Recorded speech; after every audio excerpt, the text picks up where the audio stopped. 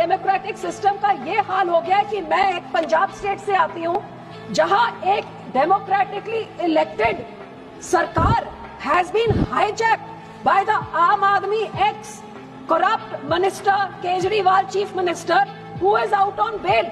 हमारी तो सारी वोट चोरी तो इतनी छोटी बात, हमारी तो सारी सरकार की चोरी हो गई है सर। आज Punjab is being ruled as super CM by Arvind Kejriwal.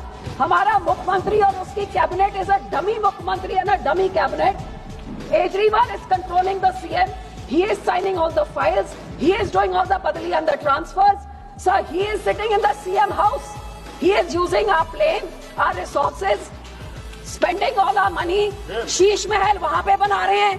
तो सर सारी पॉलिसीज केजरीवाल बना रहा है। तो जो 3/4 इलेक्टेड गवर्नमेंट बनी थी वो डमी सीएम और डमी कैबिनेट का, इससे और बड़ी डेमोक्रेसी की धज्जियां क्या उड़ाई जा सकती।